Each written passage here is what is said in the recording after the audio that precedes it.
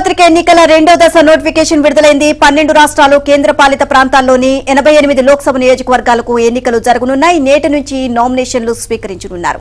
ఇక ఏప్రిల్ 26న రెండో దశ పోలింగ్ జరగనుంది. జమ్మూ కాశ్మీర్ మినహా మిగిలిన 11 రాష్ట్రాల్లో ఏప్రిల్ 5న నామినేషన్ల పరిశీలన జరగనుంది. జమ్మూ కాశ్మీర్లో మాత్రం ఏప్రిల్ 6న నామినేషన్ల పరిశీలన ఉంటుంది అని ఈసీ ప్రకటించింది.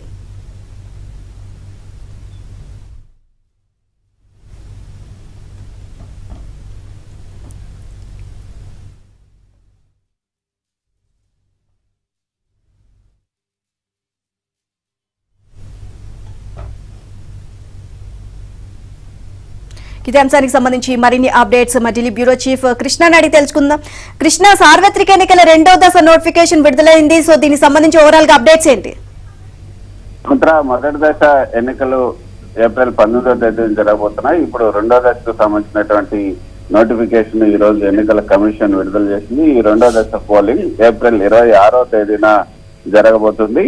దీనికి సంబంధించినటువంటి నామినేషన్లు ఈ రోజు నుంచి కూడా నామినేషన్ల ప్రక్రియ అంటే నోటిఫికేషన్ విడుదల చేసిన రోజు నుంచి కూడా నామినేషన్ ప్రక్రియ మొదలవుతుంది. జమ్మూ కాశ్మీర్ లో మాత్రం ఏప్రిల్ 6వ తేదీన నామినేషన్ల పరిశీలన ఉంటుంది.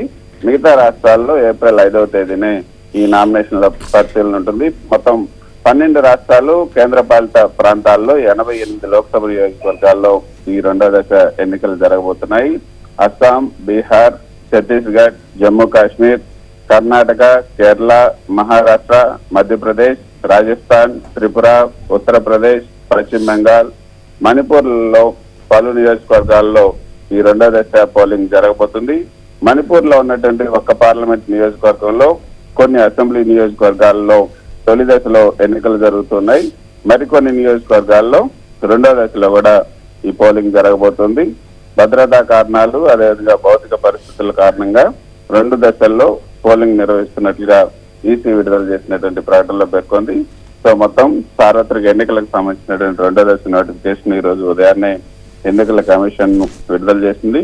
నేటి నుంచి ఈ రెండో దశకు సంబంధించి కూడా ఈ 12 రాష్ట్రాలు కేంద్రపాలిత ప్రాంతాల్లోని 88 లోక్సభ నియోజకవర్గాలకు నామినేషన్ ప్రక్రియ ప్రారంభమైనట్లయితే చెప్పచ్చు. Right, thank you Krishna.